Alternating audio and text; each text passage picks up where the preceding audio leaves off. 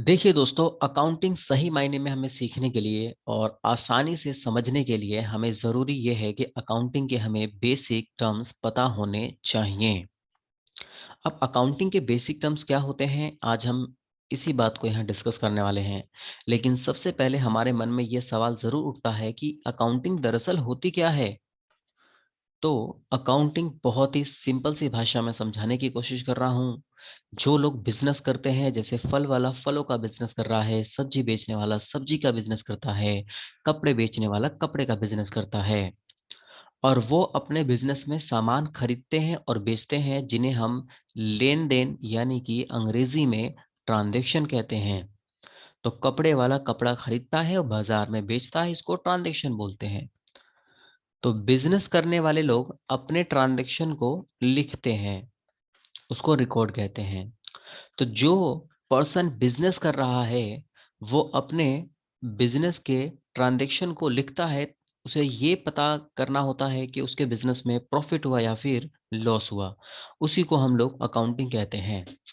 तो सिंपल है, अकाउंटिंग मतलब ये हुआ कि बिजनेस के ट्रांजैक्शन को लिखना, ये मालूम करने के लिए, ये पता करने के लिए कि हमारे बिजनेस में प्रॉफिट हो रहा है या फिर लॉस हो रहा है, उसको अकाउंटिंग कहते हैं। दरअसल अकाउंटिंग की जो डेफिनेशन है दोस्तों, इसका स्कोप काफ़ी बड़ा है और हम इसको डेफिनेशन के साथ भी पढ़ेंगे और काफ़ी डिटेल में पढ़ेंगे। फिलहाल हम इस शॉर्टकट से मीनिंग से हम लोग काम चला लेते हैं। अब देखिए, अकाउंटिंग को सीखने के लिए सबसे ज़रूरी ये है कि अकाउंटिंग के हमें बेसिक टर्म्स पता होने चाहिए। अब ये बेसिक टर्म्स क्या है भाई? बेसिक टर्म्स दोस्तों, ये कुछ वर्ड होते हैं जिन वर्ड के हमें मीनिंग मालूम होने चाहिए। अगर हमें उन शब्दों का मतलब पता है तो अकाउंट्स हमें सीखने में काफ़ी आसानी मिलेगी। ओके, चलिए। तो ऐसे ही तकरीबन हम लोग 30 से 40 वर्ड के आसपास हम लोग पढ़ने वाले हैं बेसिक अकाउंटिंग टर्म्स। तो जिसमें से सबसे पहला जो टर्म है वो है आपका एसेट्स। आइए मैं एसेट्स को एग्जांपल से आपको समझाने की कोशिश करता हूँ। मान लीजिए दोस्तों, आज की जो डेट है वो है 1 जनवरी, एग्जांपल ले लेते हैं। ओके, जो भी ईयर है। और मैं आप लोगों को कहता हूँ, जी हाँ, मैं आप लोगों को कहता हूँ आपको, कि आपको 20th जनवरी को एक नया बिजनेस शुरू करना है। मैं आपको कह रहा हूं कि आपको 20th जनवरी को खुद का बिजनेस शुरू करना है। आपने कहा बताइए सर कहाँ शुरू करना है। मैंने कहा जहां आपका दिल करे, जो आपका प्लेस करे, आप उस प्लेस पे क्या करो, एक अपना नया बिजनेस शुरू करो। आपके मन में फिर से सवाल, सर हम बिजनेस किस चीज का करें? मेरे दोस्त, आप बिजनेस कर लो किस चीज का? फर्नीचर का। तो ये मेरी तरफ से सुझाव है कि आप लोग फर्नीचर का बिजनेस शुरू करने वाले हैं। आप इन बातों को अगर सोच के मेरी बातों को समझेंगे तो पक्का आपको ये बहुत आसान लगने वाला है। अब देखिए, आज है 1 जनवरी और अभी आपको 20th जनवरी को खुद का फर्नीचर की दुकान शुरू करनी है, ठीक है कि नहीं? तो आप क्या करोगे, फर्नीचर का बिजनेस करने के लिए सबसे पहले आप जहां बिजनेस करना चाहते हो वहां पे एक लैंड परचेज करोगे। लैंड यानी कि एक खाली जमीन। उसके ऊपर आप क्या करोगे, बिल्डिंग बनाओगे। बिल्डिंग किस लिए बनाओगे? जिसमें आपकी फैक्ट्री होगी, शोरूम होगा, ऑफिस होगा, ठीक है कि नहीं? नेक्स्ट वन, आप फर्नीचर का काम कर रहे हो, फर्नीचर बनाते हो, तो आपको मशीनें भी खरीदनी होंगी जिनकी मदद से फर्नीचर बनाया जाता है, जैसे टेबल, सोफा सेट वगैरह। और हाँ, आपको ये ध्यान यह रहे कि आपको अपने ऑफिस को भी बहुत खूबसूरत बनाना होगा, जिसमें आप अपने ऑफिस में चेयर रखोगे, टेबल रखोगे, पंखा लगाओगे, एयर कंडीशन लगाओगे, कंप्यूटर रखोगे। ओके, हो सकता है कि आपको मोटर व्हीकल की भी ज़रूरत हो। अरे भाई, अब ये मोटर व्हीकल क्या है? आप काम कर रहे हैं फर्नीचर का, तो फर्नीचर के आप बड़े बड़े क्या बनाओगे? जैसे एग्जांपल के लिए आइटम, सोफा सेट हो गया, चेयर हो गया, टेबल हो गया, डाइनिंग टेबल हो गया, ठीक है कि नहीं? तो उनको लाने और ले जाने के लिए आपको गाड़ियों की ज़रूरत होगी, जैसे कि ट्रक वगैरह हो गया, टेम्पू वगैरह हो गया। ओके, ये जितने भी चीजें मैंने आपको एग्जाम्पल के साथ बताया है कि इन सभी चीजों की जरूरत होगी जब आप एक नया बिजनेस शुरू करते हैं। तो एक्चुअल में ये सारी की सारी चीजें ही एसेट्स कहलाती हैं। तो ये एसेट्स के क्या है दोस्तों, एग्जाम्पल हैं। ओके, अब सवाल हमारे मन में यह आता है कि सर एक बात बताइए हमें कि इन्हें एसेट्स कहा क्यों जाता है, क्या रीजन है जिनकी वजह से इनको एसेट्स कहा जाता है। तो बड़ा ही सिंपल है, अगर हमें किसी भी चीज से फायदा मिले और किसी भी चीज की एक वैल्यू हो, यानी कि मॉनेटरी वैल्यू। फायदे का मतलब यह है कि जमीन से हमारा फायदा होता है, हम उस पर खेती कर सकते हैं, हम उस पर बिल्डिंग बना सकते हैं। मशीन से हमारा फायदा हो सकता है, उससे हम फर्नीचर तैयार करते हैं। एसी से हमारा फायदा होता है, गर्मियों के दिन में एसी चालू किया, गर्मी दूर, बिल्कुल ठंडक शुरू। कंप्यूटर से हमारे बहुत सारे काम, मेहनत वाले काम जो 2 घंटे के होने वाले होते हैं वो घंटों भर में हो जाते हैं। तो मॉनेटरी वैल्यू का मतलब ये हुआ कि उनकी एक कीमत होती है बाजार में, जैसे कि लैंड की कीमत करोड़ों रुपए में, बिल्डिंग की करोड़ों, मशीन के लाखों रुपए में, तो मॉनेटरी वैल्यू। और अगला है दोस्तों लीगल राइट। लीगल का राइट का मतलब ये है कि वो चीजें आपकी खुद की होनी चाहिए। अगर ये लैंड, बिल्डिंग, मशीन, कंप्यूटर आपकी खुद की है, किसी और की नहीं है, तो वो आपके लिए एसेट्स कहलाएगा। ठीक है कि नहीं। अब नेक्स्ट वर्ड पे हम लोग चलते हैं। एक बात मैं आपको बता दूं, अगर आपने ये चीज़ें पहले से थोड़ी बहुत पढ़ी होंगी तो इसमें ये भी सिखाया जाता है कि एसेट्स जो होते हैं वो अलग अलग तरीके के होते हैं, जैसे कि टेंजिबल, इंटेंजिबल, करेंट। ओके, तो हम इनको आगे फर्दर डिस्कस करेंगे। मेरा यहाँ पे उद्देश्य है कि आपको आसान सी भाषा में जो मुख्य मुख्य बातें हैं वो समझा देना। अगर आप कोई भी कोर्स कर रहे हैं अकाउंट से रिलेटेड, हो सकता है कि आप टैली कर रहे हो सकता है आप बीबीए का कोर्स कर रहे हैं, हो सकता है कि आप बीसीए पढ़ रहे हो, आप साइंस स्ट्रीम से हो और आपको अकाउंट्स ना आती हो समझ, तो आपके लिए ये जो लेक्चर है बहुत ही फायदेमंद होने वाला है। तो लाइबिलिटी का मतलब होता है आसान सी भाषा में दोस्तों, कर्जा लेना। जी हाँ, कर्जा लेना। अगर आप कर्जा लेते हो, उधार लेते हो, तो हम उसको, अकाउंट्स की ही लैंग्वेज है, ये अकाउंट्स की भाषाएं हैं, उसको लाइबिलिटी कहते हैं। एग्जाम्पल, आप अगर बैंक से लोन ले लेते हो तो वो आपके ऊपर कर्ज बन जाएगा, क्योंकि वो आपको लोन का पैसा वापस करना होगा। हो सकता है कि आप अपने रिलेटिव से उधार पैसा ले रहे हो, तो जो उधार पैसा ले रहे हो वही आपके लिए कर्जा है, और उसी कर्जे को अकाउंट्स में लाइबिलिटी कहते हैं। अब यहाँ पे एक इम्पॉर्टेंट बात यह है कि जो दोस्तों लाइबिलिटी होती है वो 2 तरीके की होती है। अरे सर, लाइबिलिटी 2 तरीके की कैसी होती है, जरा बताइए। तो सबसे पहली लाइबिलिटी वो होती है दोस्तों, जिसको हमें चुकाने में 1 साल से ज्यादा का वक्त लगता है।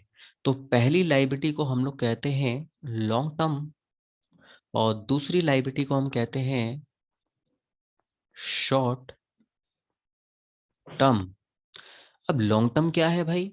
लॉन्ग टर्म वो लाइबिलिटी होती है जिसको चुकाने में, वापस करने में, पेबल आफ्टर 1 ईयर, जिसको वापस करने में 12, अगर ऐसा कोई भी कर्जा जिसको चुकाने में, वापस करने में 12 महीने से ज्यादा का वक्त लगता है, तो आपके लिए लॉन्ग टर्म लाइबिलिटी है। तो भाई शॉर्ट टर्म लाइबिलिटी क्या हो गई? शॉर्ट टर्म लाइबिलिटी हुई पेबल विद इन 1 ईयर। अगर ऐसे कोई भी कर्जा जो आप 12 महीने के अंदर अंदर चुका दोगे, तो उसको हम शॉर्ट टर्म लाइबिलिटी कहते हैं। उम्मीद है कि आपको समझ में आया है। नेक्स्ट वन, थर्ड नंबर पे है, वेरी वेरी इंपॉर्टेंट वर्ड है, गुड्स। गुड्स को अगर मैं हिंदी में बोलूं तो इसको हम माल कहते हैं। आसान सी भाषा में समझने के लिए दोस्तों, गुड्स का मतलब होता है कि जो हम बाजार में अपना माल बेचते हैं। जैसे एग्जांपल, फल वाला फल बेचता है, फल वाले के लिए गुड्स क्या होगा? फल होगा। सब्जी वाले के लिए गुड्स क्या होगा?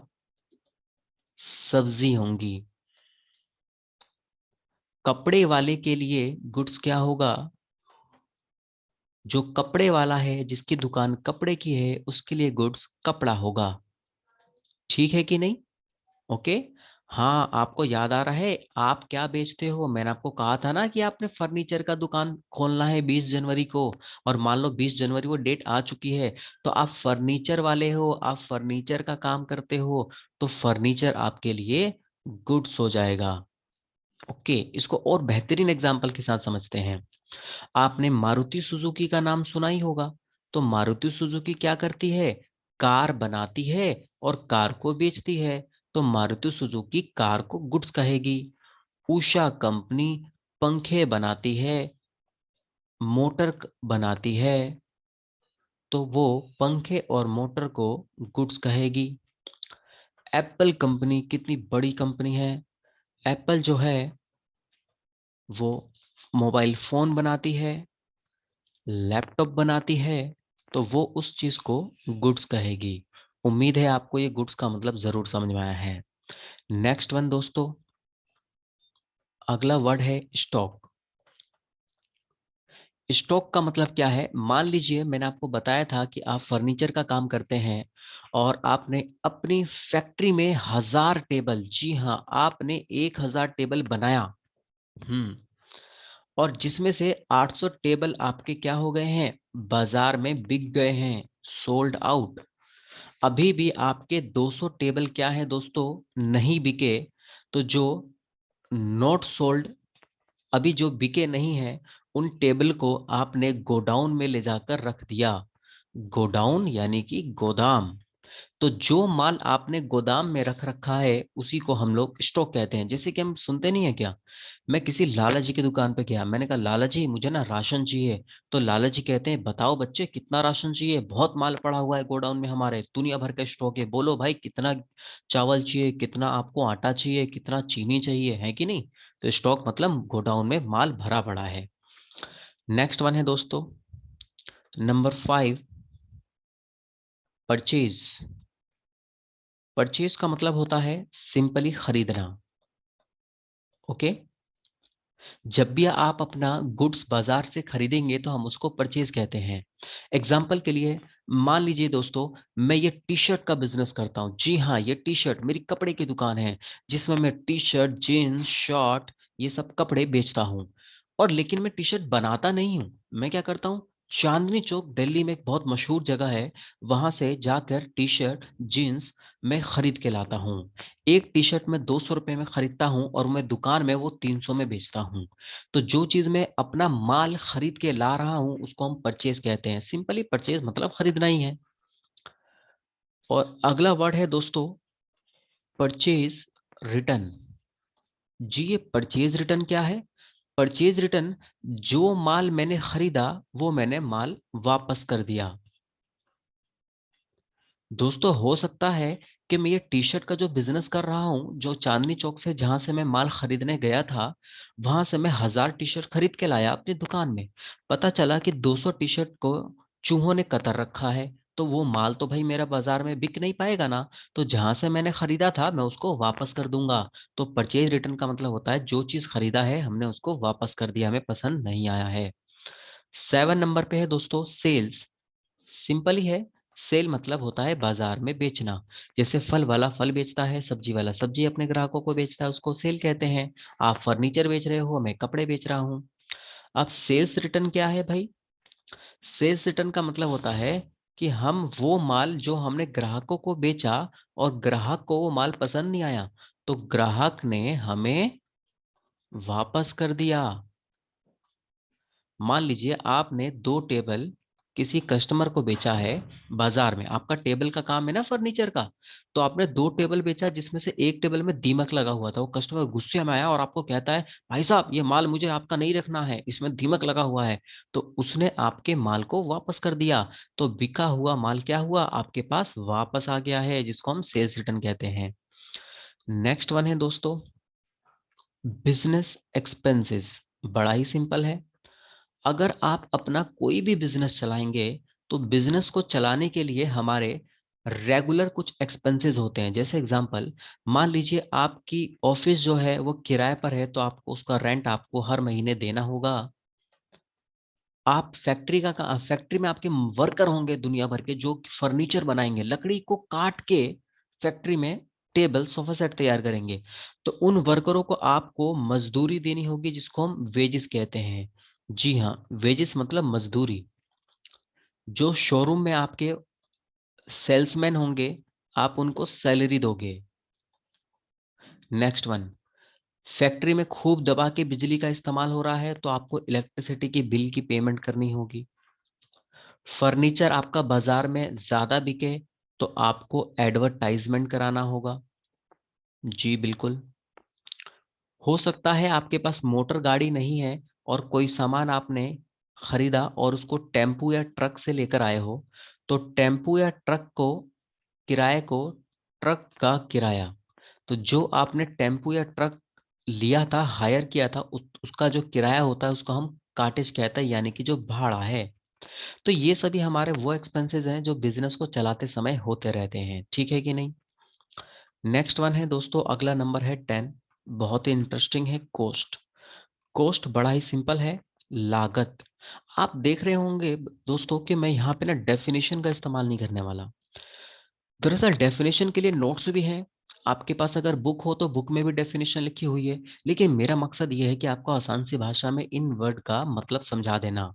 और डेफिनेशन तो आप खुद भी पढ़ लेंगे, और हालांकि मेरे पास नोट्स भी अवेलेबल है, और मैं आपको नोट्स के साथ भी इन सभी डेफिनेशन को फास्ट फॉरवर्ड में ज़रूर पढ़ाऊंगा। ओके, तो मेरे साथ जुड़े रहिए और धीरे धीरे अपने अकाउंट्स को मजबूत बनाते रहिए। तो कॉस्ट का मतलब हुआ लागत। अब कॉस्ट क्या है, एग्जाम्पल देखते हैं। आपने अपनी फैक्ट्री के अंदर टेबल बनाया। हाँ जी, टेबल बनाया।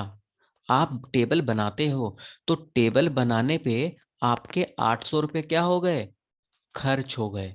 तो जितने रुपए आपके खर्च हो गए हैं एक टेबल बनाने में, उसको हम कहते हैं कॉस्ट, लागत। उदाहरण के लिए मान लीजिए मैं ये टी शर्ट बनाता तो नहीं हूँ, लेकिन ये मैं बाजार जाके खरीदता हूँ। तो चांदनी चौक में जाकर मैं ये टी शर्ट 200 रुपये में खरीदता हूँ और कस्टमर को 300 में बेचता हूँ। तो 200 रुपये में जो मैंने खरीदा है उसको मैं लागत कहूंगा, मेरे माल की लागत 200 रुपये में कॉस्ट। एक सब्जी वाला क्या करता है, बहुत बड़ी मंडी में सब्जी खरीदने जाता है और आलू खरीद के लाता है 10 रुपए किलो, और वो बाजार में 15 रुपए किलो बेचता है। तो जितना रुपए का माल वो खरीद के ला रहा है उसको हम कॉस्ट कहते हैं। तो आप यहाँ पे टेबल बना रहे हो दोस्तों अपनी फैक्ट्री में, तो जितने रुपए आपके खर्च हो गए हैं बनाने में, वो आपकी कॉस्ट है, लागत है। अगला वर्ड तो आपको खैर पता ही है, सेल्स। मैं अगेन दोबारा बता देता हूँ। सेल्स यानी कि आपने अपने इस टेबल को बाजार में 1000 रुपए में बेचा। अब जरा खुद सोच के देखिए, आपको नहीं लगता कि आपका यहाँ प्रॉफिट हुआ है। आपने अपने प्रोडक्ट को बाजार में बेचा 1000 में, और जिसको आपने बनाया था दरअसल 800 रुपये में। तो आपका जो यहाँ मुनाफा हुआ है वो 200 रुपये का साफ साफ मुनाफा दिखाई दे रहा है कि नहीं। अगला वर्ड आपका हो जाएगा लॉस, और बहुत ही सिंपल है। लॉस का मतलब क्या हो गया, नुकसान। मान लीजिए आप अपने प्रोडक्ट को 1000 रुपये में बेचते हैं और आपने उसको बनाया था, नहीं इसका एग्जाम्पल चेंज कर देते हैं। आपने अपने प्रोडक्ट को, टेबल को याद है ना, बनाया था 800 में और आप उसको बाजार में 750 का बेचते हैं, तो ये तो बड़ी बेवकूफ़ी हो गई ना।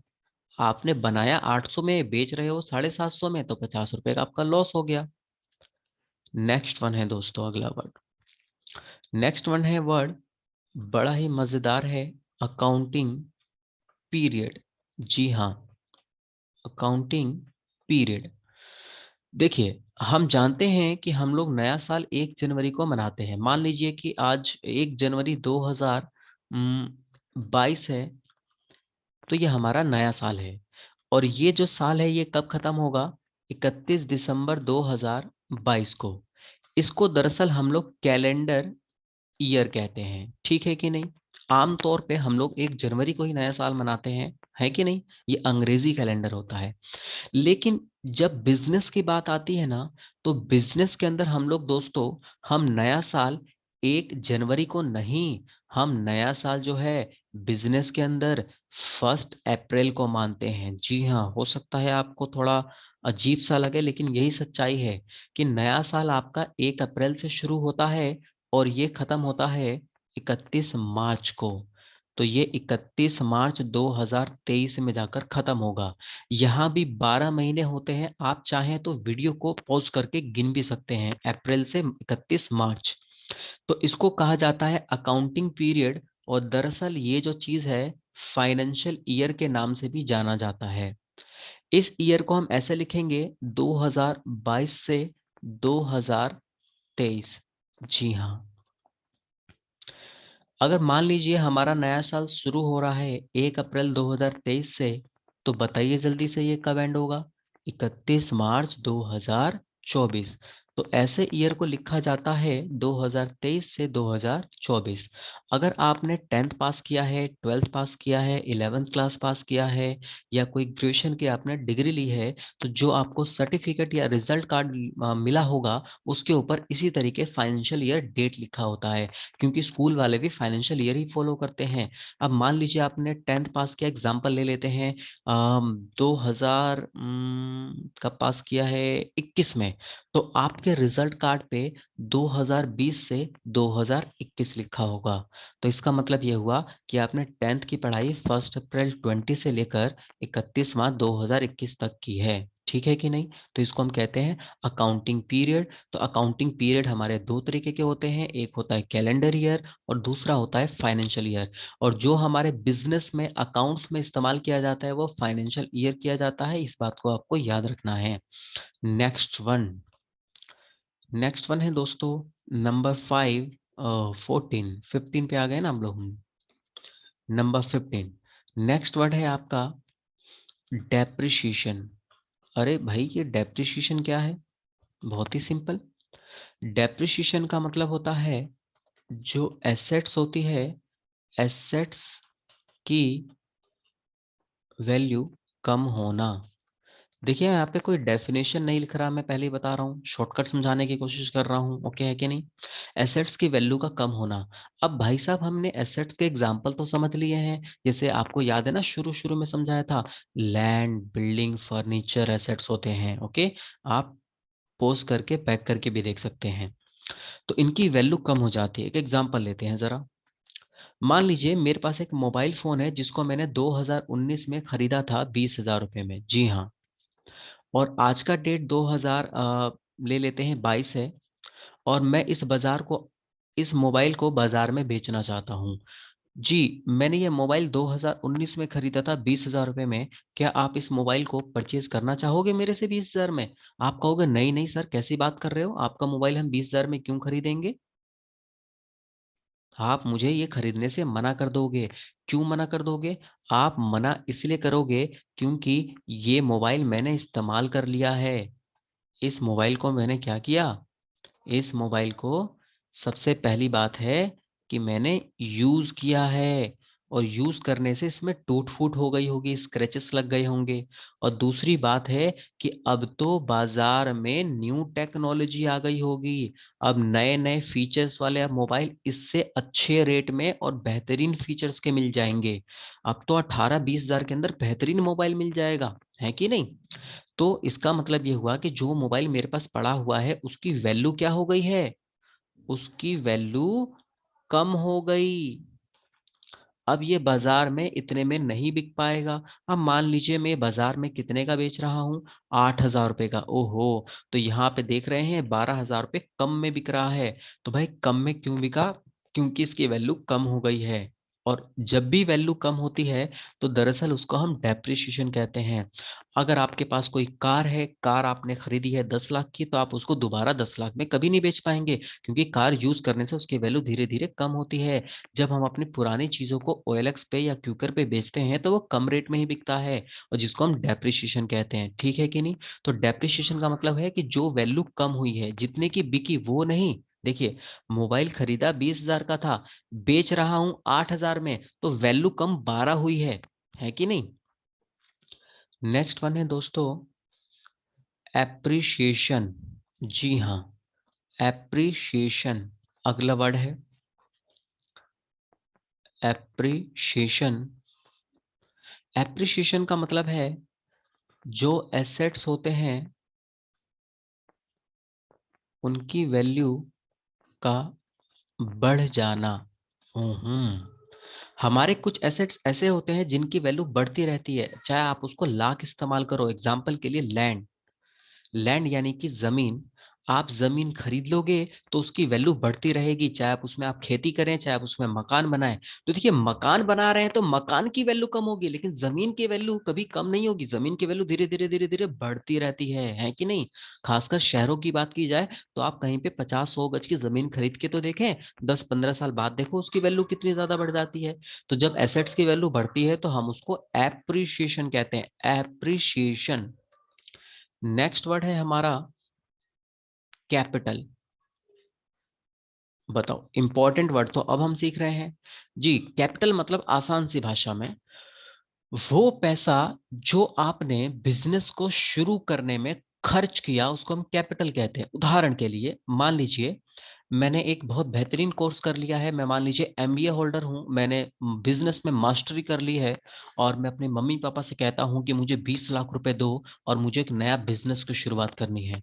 तो मम्मी पापा कहते हैं कि चलो ठीक है, ये लो 20 लाख रुपए और नया बिजनेस शुरू कर लो। तो जो मैं बिजनेस को शुरू करने में 20 लाख रुपए लगा रहा हूँ, इन्वेस्ट कर रहा हूँ, आप उसको इन्वेस्ट कहिए, लगाना कहिए या खर्च कहिए, उसी पैसे को हम कैपिटल कहते हैं। एग्जाम्पल एक और, एक सब्जी वाला 1 लाख रुपए का खर्चा करके एक छोटी सी दुकान खोलता है, वो उसकी कैपिटल कहलाएगी। पान वाला 50,000 रुपए खर्चा करके एक पान की दुकान खोलता है तो उसकी कैपिटल कहलाएगी। इसी तरीके से आप लोगों ने फर्नीचर की कहीं दुकान खोली है, बहुत बेहतरीन जगह है, और आपकी फर्नीचर की दुकान शुरू करने में आपके 50 लाख रुपए का खर्चा आ चुका है, बहुत बड़ी दुकान थी, तो वो आपकी कैपिटल कहलाएगी। तो सिंपल सी बात यही हुई ना, कैपिटल का मतलब ये हो गया कि जो आपने पैसा, अमाउंट क्या किया है, इन्वेस्ट किया है। कहाँ इन्वेस्ट किया आपने? Into business. जो पैसा आपने बिजनेस में इन्वेस्ट किया है वो आपकी कैपिटल कहलाएगी। ये देखो, ये आपकी बिजनेस की बिल्डिंग है फर्नीचर की, तो सिंपल है, वो चीज कैपिटल है कि नहीं? नेक्स्ट वर्ड है, अगला नंबर है ऑनर। अरे भाई, ऑनर का मतलब होता है बिजनेस का मालिक। जो बिजनेस की शुरुआत कर रहा है वो बिजनेस का मालिक ऑनर ही कहलाएगा, हाँ कि नहीं? ओके। ऑनर को हम लोग प्रोपराइटर भी कहते हैं, प्रॉप राइटर, ठीक है, याद रखना है। तो बिजनेस की शुरुआत तो एक ऑनर ही करता है ना। नेक्स्ट वर्ड है आपका ड्राइंग। ये ही भी बड़ा मजेदार वर्ड है। देखिए, ड्राइंग क्या होता है? ड्राइंग मतलब, मैं सिंपल सी बात कहूं, सेल्फ कंज्यूम या पर्सनल यूज। एग्जाम्पल के लिए मान के चलते हैं कि एक सब्जी वाला, सब्जी बेचने वाला बंदा बंदा जो है, वो क्या करता है, वो 1 किलो टमाटर खुद के घर में इस्तेमाल कर लेता है, अपनी सब्जी खुद खा बना के खा लेता है, तो वो ड्राइंग हो गया। फल वाले ने खुद फल खा लिया अपना, वो ड्राइंग हो गया। ओके। एक और एग्जांपल, ये टी शर्ट याद है ना, मेरी ये टी शर्ट बेचने की दुकान थी, मैं मान के चलता हूँ कि मेरी दुकान है टी शर्ट बेचने की। तो मैं ये टी शर्ट क्या करता हूँ, अपनी दुकान से 2 टी शर्ट निकालता हूँ और वो मैं खुद पहनना शुरू कर देता हूँ। तो मैं उसको सेल्फ यूज कर रहा हूँ, कंज्यूम कर रहा हूँ, या आप इसको कह सकते हैं मैं पर्सनली, मैं आपका खुद का इस्तेमाल कर रहा हूँ, तो वो चीज ड्राइंग कहलाएगी। एक एग्जांपल और लेते हैं। आपका फर्नीचर का दुकान है, आपको हमेशा मान के चलना है कि आप फर्नीचर का शॉप चलाते हैं, और आपके फादर ने एक बहुत बेहतरीन जगह नया घर लिया है, और आपके फादर कहते हैं कि देखो बच्चे, ऐसा है कि हमने हमने नया घर लिया है और हमें वहां पे शिफ्ट होना है। आप कहते हो ठीक है पापा जी, चलो शिफ्ट हो जाते हैं। तो आपके फादर कहते हैं हमें एक नए फर्नीचर की जरूरत होगी। आपको क्या लगता है कि आपके फादर ने जहाँ पे नया घर लिया है, क्या आप वहाँ फर्नीचर किसी और से खरीदोगे? ना ना ना ना। और वो घर आपके बिजनेस से काफी नजदीक है, जहां आपका बिजनेस चलता है बिल्कुल वहां से आपका घर नजदीक है। तो आप क्या करोगे, वहां जो फर्नीचर लगाओगे अपनी दुकान से उठा के लगा दोगे, तो वो चीज क्या बन गया, वो चीज ड्राइंग कहलाएगा, ड्राइंग, पर्सनल यूज। एक और एग्जांपल लेते हैं, एक एग्जांपल और लेते हैं। आ, हाँ, आप बिजनेस कर रहे हैं फर्नीचर का, जरा सोच के देखिए, आपकी दुकान है बहुत अच्छी खासी चल रही है, ठीक है कि नहीं? क्या आपके घर के खर्चे नहीं होंगे? कि आपको घर पे आपके बच्चों की फीस देना, या आप अपनी पढ़ाई कर रहे हैं तो अपना पढ़ाई का पैसा, आपके घर पे खाने पीने का पैसा, हो सकता है रेंट पे रह रहे हैं तो रेंट पे करना। तो दुनिया भर के आपके पर्सनल खर्चे भी होंगे। तो इन पर्सनल खर्चों को करने के लिए आप अपने बिजनेस से ही क्या करोगे, जो आपने बिजनेस में पैसा कमाया है वहीं से पैसा निकाल के यूज करोगे, तो वो भी क्या कहलाएगा, ड्राइंग कहलाएगा। तो आगे बढ़ते हैं हम नेक्स्ट वन। नेक्स्ट वन है दोस्तों बिजनेस एंटिटी। बहुत ही आसान है। बिजनेस एंटिटी का मतलब है, मैं आसान सी भाषा में लिख रहा हूं, शॉप का नाम, दुकान का नाम बिजनेस एंटिटी है। एग्जाम्पल, एक राशन बेचने वाला जो दुकान है, और वो दुकान जो है वो है प्रेम जनरल स्टोर। उसने अपने दुकान का नाम रखा है प्रेम जनरल स्टोर। तो दुनिया वाले उसको प्रेम जनरल स्टोर के नाम से जानेंगे। आप लोगों की फर्नीचर की दुकान है और मान लीजिए आपने अपने फर्नीचर की दुकान का नाम रखा है प्लाईवुड। जी हाँ, अच्छा नाम लगा ना। तो आपकी दुकान का नाम प्लाईवुड है, तो प्लाईवुड क्या होगा, बिजनेस एंटिटी। यानी बाजार में लोग आपको किस नाम से जानेंगे, आपको प्लाईवुड के नाम से जानेंगे। मान लीजिए मेरी ये टी शर्ट बेचने की दुकान है, ओके। तो मैंने अपने दुकान का नाम रखा है, क्या रख लेते हैं, हुसैन क्लोथ स्टोर। जी हाँ, मेरा नाम हुसैन है, तो मैंने ये अपने दुकान का नाम रखा, तो वो मेरी बिजनेस की एंटिटी हो गई। सेम इसी तरीके से जो बड़े बड़े ब्रांड है, आपने सुना होगा कार बेचने वाले, मारुति सुजुकी, ये बिजनेस एंटिटी है। लोग मारुति सुजुकी के नाम से कंपनियां बिजनेस कर रही हैं। टाटा मोटर्स ये बिजनेस एंटिटी है। बीएमडब्ल्यू ये बिजनेस एंटिटी है। पतंजलि बिजनेस एंटिटी है। ठीक है कि नहीं। एप्पल बिजनेस एंटिटी है, खाने वाला नहीं, कंपनी वाला जो आईफोन बनाता है। तो बिजनेस एंटिटी मतलब दुकान का नाम, आपके बिजनेस का नाम, ठीक है कि नहीं, जो बाजार में जिस नाम से जानेंगे। तो 20 के बाद चलते हैं नेक्स्ट वर्ड 21 पे। 21 है दोस्तों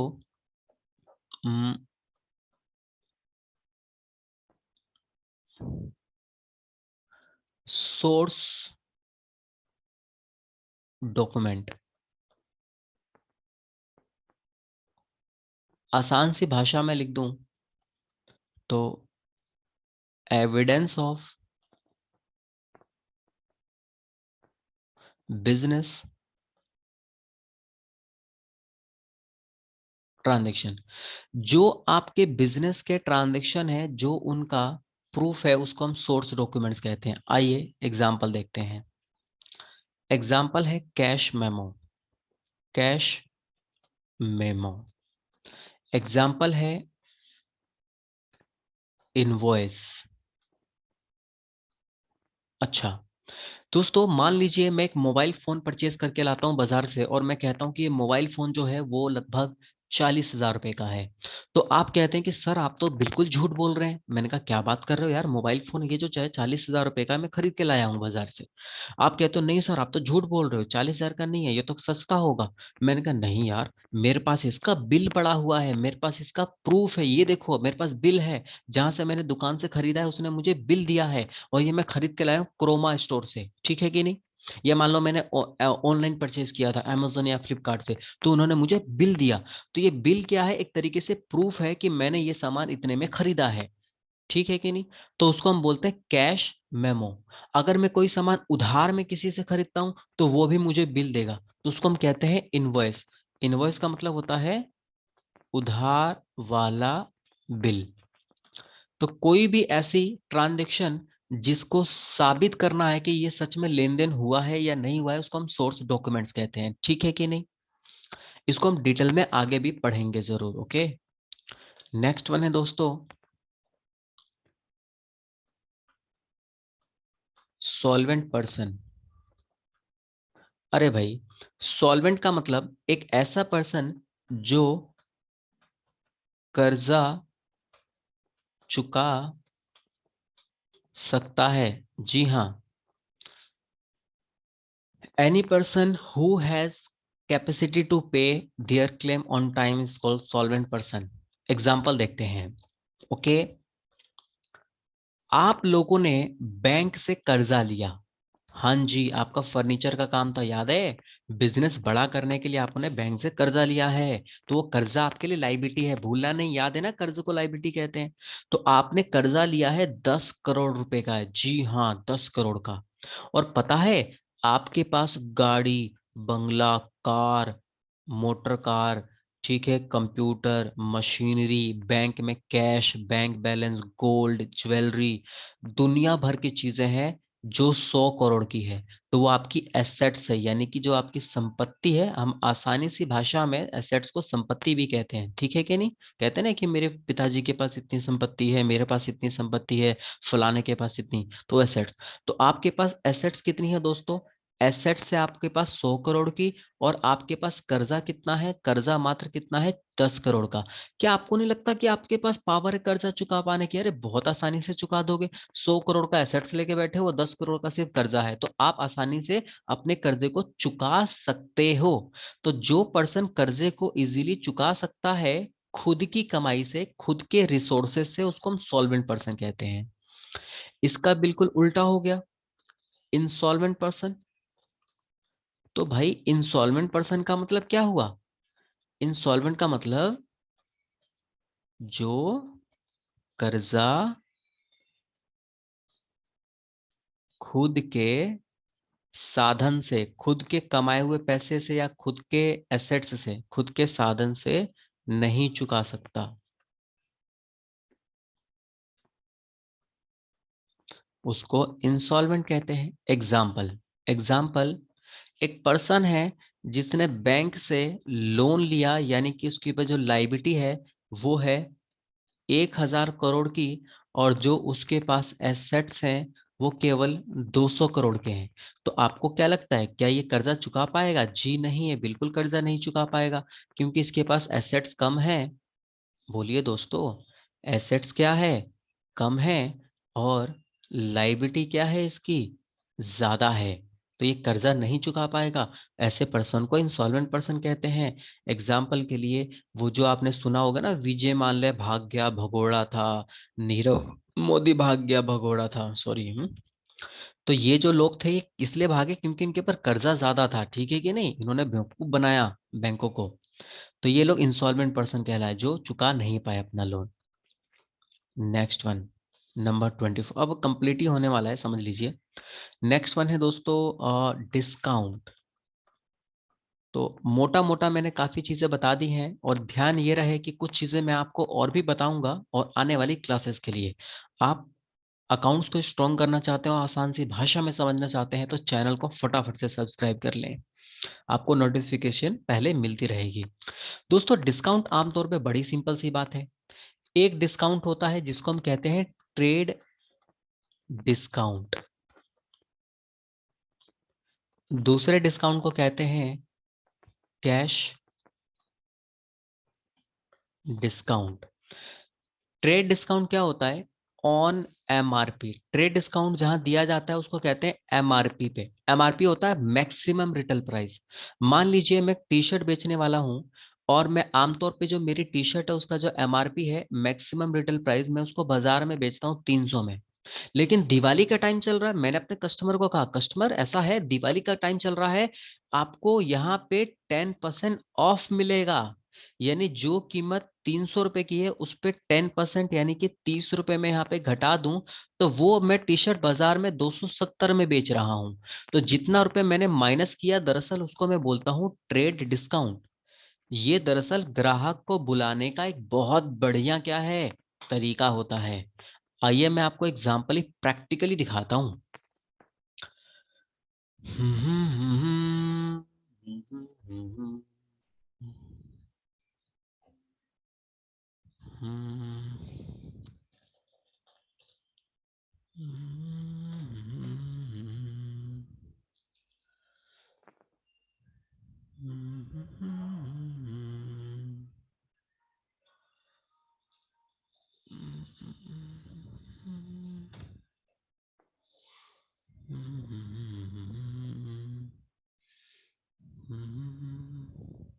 हाँ जी, हाँ जी, ये देखिए, ये आपको दिखाता हूँ बिल्कुल प्रैक्टिकली ट्रेड डिस्काउंट। ये देखिए एक स्क्रीन पे आपके दिखाई दे रही है, यहाँ पे सामने की तरफ थोड़ा ध्यान दीजिए। ये लिखा हुआ है Vivo Y3 3S, ये कोई मोबाइल फ़ोन है। 8 GB 128 GB लिखा है। तो इसकी कीमत अमेजोन पे, ये देखिए अमेजोन का मैंने साइट खोल रखा है, इसकी कीमत जो है ना दोस्तों, वो है दरअसल 18,990 रुपये। जी हाँ, तो इतने में बेच रहे हैं। लेकिन देखो साइड में कट कर रखा है 21,990। इसकी जो एमआरपी है वो 21,990 है, लेकिन ये जो सेलर है वो आपको कितने में बेच रहा है, 18,990 में। तो 14% ऑफ, एमआरपी से 14% क्या हुआ है, घटा दिया, उसको ट्रेड डिस्काउंट कहेंगे।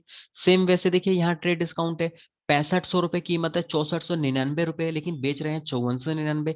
15% घटा दिया एमआरपी में से, तो ये ट्रेड डिस्काउंट है, ठीक है कि नहीं। अब देखिए ट्रेड डिस्काउंट समझ में आ गया। अब ये जो कैश डिस्काउंट होता है ना, कैश डिस्काउंट होता है जब भी कैश का लेन देन होता है, या तो कैश लिया है या तो कैश दिया है, उस टाइम पे जो डिडक्शन होती है उसको कैश डिस्काउंट कहते हैं। और दरअसल कैश डिस्काउंट ना दोस्तों, मैं आपको ना थोड़ा डिटेल में समझाऊंगा इसको आने वाली क्लासेस के अंदर, ठीक है कि नहीं। क्योंकि इसको अभी फिलहाल समझा तो दूंगा लेकिन मजा नहीं आएगा बिल्कुल ही। शॉर्टकट में बस फिलहाल एक हिंट दे देता हूँ एग्जांपल के लिए। मान लीजिए आपने किसी फर्नीचर को, एक टेबल था जिसको आपने 1000 में बेचना था, उसको 100 रुपये आपने कम में बेचना, तो बेचा आपने ग्राहक को 900 रुपये में। तो 100 रुपये जो कम में बेचा दरअसल वो ट्रेड था। ट्रेड मतलब जो उसकी कीमत थी आपने उसमें से जो कटौती की है उसको ट्रेड डिस्काउंट कहते हैं। तो बेचा इतने में, अब वो ग्राहक कहता है कि भाई साहब 900 रुपये ठीक है, अच्छी बात है, कोई नहीं। वो ग्राहक कहता है कि भाई साहब मैं आपको ना 50 रुपये प्लीज और कम कर दूं क्या, 50 रुपये और मेरे से और कम कर लो, यानी कि 900 रुपये का आप बेच तो रहे हो लेकिन 50 रुपये मैं अपनी तरफ से कम करवाना चाहता हूँ। तो ये कैश डिस्काउंट हो गया। तो दरअसल आपने उसके माल को कितने में बेचा, 850 में। फिलहाल ये मजा नहीं आया दोस्तों, मैं आपको बाद में समझाऊंगा इसको, ठीक है, याद रखिएगा। आगे नंबर 25, अब फिनिश होने वाला ज्यादा नहीं है। 25 पे चलते हैं, अगला वर्ड है क्रेडिटर। आसान सी भाषा में लिख दूं क्या, जिससे उधार लेते हैं। अगर आप किसी से उधार ले रहे हो तो उसको क्रेडिटर कहोगे। Example, ₹1 lakh loan taken from SBI। आपने स्टेट बैंक ऑफ इंडिया से 1 लाख का कर्जा लिया। तो देखो कर्जा जो है वो लाइबिलिटी है। भाई देखो आपने जो लोन लिया है, जाहिर सी बात है वो तो लाइबिलिटी है, उसमें कोई राय नहीं है। कर्ज को लाइबिलिटी कहते हैं। लेकिन लिया किससे कर्जा, आपने लिया SBI से, तो जिससे लिया है उसको अकाउंट्स की भाषा में क्रेडिटर कहते हैं। तो आप ये कर्जा लौटाओगे किसको, SBI को लौटाओगे। अगर आपने HDFC से लिया होता तो HDFC बैंक को लौटाते। अगर आपने PNB से लिया होता तो PNB बैंक को लौटाते। तो अलग अलग ये बैंक लोग हैं जिनसे उधार ले रहे हो, तो उनको क्रेडिटर कहेंगे। चलो एक एग्जांपल और लेते हैं। आपने 10,000 रुपये उधार लिया। आपने 10,000 रुपये उधार लिया पप्पू से। पप्पू आपका दोस्त है। तो जिससे आपने उधार लिया किससे, पप्पू से, तो आप लौटाओगे बाद में किसको पैसा लौटाओगे, पप्पू को। तो जिससे उधार ले रहे हो उसको क्रेडिटर कहते हैं। उधार मतलब पैसा भी ले सकते हैं, कोई सामान भी ले सकते हैं, कुछ भी उधार ले रहे हो, ठीक है कि नहीं। आप अपने पड़ोस के लाला जी से राशन उधार ले जाते हो और एक एक दो दो महीने बाद पैसे चुकाते हो। तो जिससे उधार ले रहे हो ना, राशन उधार ले रहे हो लाला जी से, तो उन लाला जी को क्रेडिटर कहेंगे। नेक्स्ट वन दोस्तों, नंबर 26, डेटर। डेटर मतलब हम जिसे उधार दे रहे हैं। अगर हम किसी को उधार दे रहे हैं तो हम उसको क्या कहते हैं, डेटर कहते हैं। एग्जाम्पल, एग्जाम्पल, आपने रुपए 2 लाख उधार दिया। सलमान को, सलमान आपका एक फ्रेंड है, आपने सलमान को उधार, देखो लिया नहीं है बोल रहा हूं, आपने दिया है। तो जिसको उधार दिया है उसको अकाउंट्स की भाषा में डेटर, बी साइलेंट रहेगा, डेटर कहते हैं, ठीक है कि नहीं, बोलना नहीं। एक और एग्जांपल, तो उधार क्या दे सकते हो, क्या हमेशा पैसा ही दोगे, नहीं सामान भी दे सकते हो। ओके, गौर गौर से सुनना, गौर से। रुपए 5 लाख का furniture sold to Salman on credit.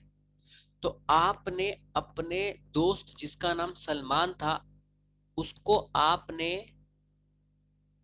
उधार सामान बेचा।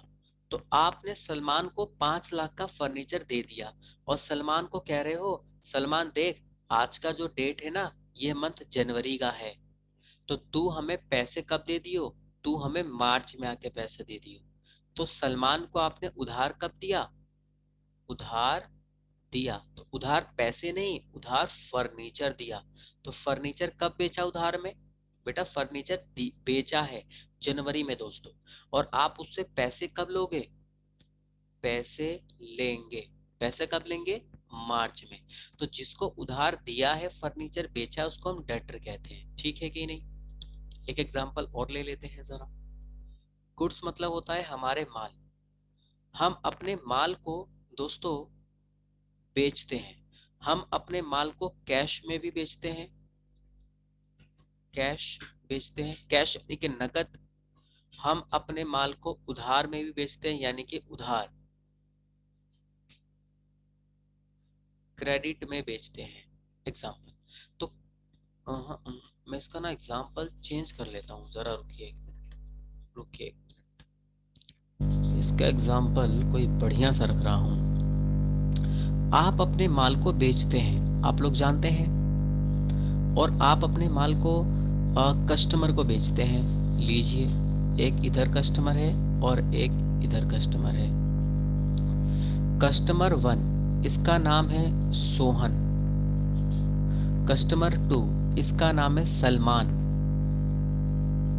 तो सोहन को आपने रुपए 1 लाख का टेबल बेचा कैश में। कैश का मतलब होता है नकद। आपने जिस समय टेबल बेचा उसी समय पैसे मिल गए, तो सिर्फ ये कस्टमर ही कहलाएगा। और सलमान को आपने, इसको डेटर नहीं कहते, कुछ नहीं कहेंगे इसको। सलमान को आपने रुपए 5 लाख का फर्नीचर यानी कि कोई बहुत सारे टेबल थे, बेचा उधार में। आपने बेचा कैसे है, उधार में, अभी पैसे नहीं लिए, याद रखना। तो जिस कस्टमर को आपने उधार में बेचा, ये जो कस्टमर नंबर 2 है, इस कस्टमर नंबर 2 को बोलेंगे डेटर। यानी कि ये एक ऐसा पर्सन है जिससे आप भविष्य में इससे पैसा लोगे। आप बिजनेस कर रहे हो, उधार में माल लोगों को बेचोगे, आपके पड़ोस के लाला जी उधार में लोगों को राशन बेचते रहते हैं, तो जिन जिन लोगों को बेचा है वो उन लोगों को डेटर बोलेंगे, क्योंकि वो उन लोगों से पैसा लेंगे। दूध वाला उधार में लोगों को दूध दे रहा है और हर महीने बाद में उनसे क्या लेता है, पैसे, तो उनको डेटर बोलेंगे, ठीक है कि नहीं। तो 26 के बाद है 27 वर्ड, अगला है बैड डेब्ट। बैड डेब्ट का मतलब है दोस्तों लॉस। डेटर से पैसे ना मिल पाना। अगर आपको डेटर से पैसे नहीं मिल पाते हैं तो हम उसको बैड डेब्ट कहते हैं। एग्जाम्पल, आपको याद है ना, सलमान को बेचा था 5 लाख का माल, देखो ये रहा ये रहा ये रहा ये रहा, और ये माल बेचा था जनवरी के टाइम पे, और पैसे लेने थे मार्च में। अब मार्च का टाइम आ गया, तो रुपए 5 लाख, रुपए 5 लाख डिड नॉट रिसीव, हमें ये नहीं मिला फ्रॉम सलमान। हमें ये 5 लाख रुपए सलमान से नहीं मिल पाए, क्योंकि सलमान जो है भाग गया। जिसको उधार माल बेचा, मजे की बात है, देख रहे हो ना, जिसको उधार माल बेचा वही आपका पैसा लेके भाग गया। तो सलमान कहीं दिखाई नहीं दे रहा, फोन नहीं उठा रहा, भाग गया। तो ये आप क्या हो गया, लॉस। तो कस्टमर आपका पैसा लेके भाग गया, उसको हम बोलते हैं लॉस हो गया, पैसा नहीं देगा, बैड डेब्ट हो गया। अगली बात, अगर आपने उसको बाद में पकड़ लिया कहीं पे और पकड़ के खुद खूब पिटाई की, बोला सलमान नालायक तू पैसे लेके भाग गया था हमारा, तो ये आपका लॉस था। और उस पैसे को आपने बाद में कर क्या कर लिया, आपने रिकवर कर लिया। रिकवर यानी कि वो बाद में पैसे आपको मिल गए। सलमान को आपने ढूंढ लिया और खूब पिटाई की और खूब उससे पैसे ले लिए, तो ऐसे पैसे को हम कहते हैं कि हमारा बैड डेब्ट क्या हो गया, रिकवर हो गया। नेक्स्ट वन है दोस्तों, अगला वर्ड गुडविल। बहुत ही फेमस है। गुडविल का मतलब होता है हम्म, नाम, रेपुटेशन। अगर किसी भी बिजनेस का, किसी भी पर्सन का एक नाम है, एक रेपुटेशन है, कहाँ पे, बाजार में यानी कि मार्केट में, तो उसी शब्द को हम लोग गुडविल कहते हैं। मैं गुडविल एक बार फिर से लिख देता हूँ, ये गुडविल है। एग्जाम्पल, जैसे एप्पल कंपनी की बहुत अच्छी गुडविल है। एप्पल कंपनी जो है ना दोस्तों, लोगों को सुनते ही लगता है कि भाई क्वालिटी। BMW सुनते लगता है क्वालिटी। OD quality. अगर आपको सस्ते में और अच्छी कार चाहिए तो Tata Motors, Maruti Suzuki, Mahindra and Mahindra, quality कुछ भी कहो। आपको सस्ते में मोबाइल फोन चाहिए, वीवो ले लो, रियलमी में ले लो, ठीक है कि नहीं, क्वालिटी, MI ले लो। इनकी अलग गुडविल है, एक रेंज में। बहुत महंगा मोबाइल फोन चाहिए, एप्पल गुडविल है। आपने सुना होगा पड़ोस में, अरे मोमोज खाने, हाँ हाँ इस फलाना थापा के पास चलते हैं, मोमोज अच्छा बनाता है, तो उसकी क्या है, बाजार में नाम है, रेपुटेशन है, उसको गुडविल कहते हैं।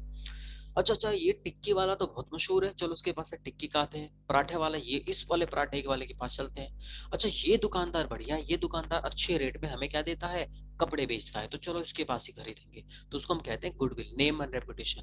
जैसे अगर मैं अकाउंट्स अगर आपको अच्छी पढ़ा रहा हूँ तो मेरा बाजार में नाम बनेगा। तो मेरा बाजार में नाम जो बनेगा उसको मैं क्या बोलूंगा, गुडविल बोलूंगा। ठीक है कि नहीं। तो दोस्तों इतनी बेसिक जो है आपको मैंने आज बताया है, और दो तीन चीजें और ही हैं, और बाकी हम इसको अलग अगली क्लास में कंटिन्यू करेंगे। हमारी जो नेक्स्ट क्लास होगी वो भी काफ़ी इंपॉर्टेंट रहने वाली है, और उसमें भी मैं आपको अकाउंट्स के बेसिक बताऊंगा। लेकिन बेसिक टर्म्स तो लगभग हो चुके हैं कंप्लीट, और उसके आगे जो सीखने वाले हैं बहुत ही स्पेशल सीखने वाले हैं, ठीक है कि नहीं। तो जुड़े रहिए हमारे साथ और चैनल को सब्सक्राइब कीजिए। आप फर्दर इंफॉर्मेशन के लिए 8802347817, ये मेरा मोबाइल नंबर है। ओनली व्हाट्सएप, आप इस पे व्हाट्सएप कर सकते हैं दोस्तों। आपको किसी क्लास के रिगार्डिंग कुछ पूछना हो, किसी सब्जेक्ट के रिगार्डिंग पूछना हो, किसी टॉपिक के रिगार्डिंग पूछना हो, तो यहाँ पे मैं आपको सजेस्ट कर सकता हूँ। कोई बुक वगैरह पूछनी हो कि आपको कौन से बुक से पढ़नी चाहिए, अगर आपको मेरे से कुछ नोट्स वगैरह चाहिए हो सकता है कि आप ग्रेजुएशन के स्टूडेंट हो, कोई BBA कर रहा है, कोई BCA कर रहा है, कोई बिहार से पढ़ाई कर रहा है, कोई यूपी से हो, कोई राजस्थान से हो, आप जहाँ मर्जी वहाँ से हो दोस्तों। पूरा का पूरा अकाउंट्स का जो भी मामला है दोस्तों, सारा का सारा यहाँ पे आपका सॉल्व किया जाएगा। और आपको बहुत बेहतरीन तरीके से मैं छोटे छोटे वर्ड और छोटे छोटे टॉपिक आपको आसान सी भाषा में समझाने वाला हूँ। ठीक है, तो मिलते हैं दोस्तों। इसी उत्साह और जोश के साथ जुड़ा रहिए हमारे साथ। और आप इस PDF को आप लेना चाहें तो इसी नंबर पे आप व्हाट्सअप कर सकते हैं, या फिर आपको डिस्क्रिप्शन में आपको लिंक मिल जाएगा टेलीग्राम का। ठीक है, थैंक यू।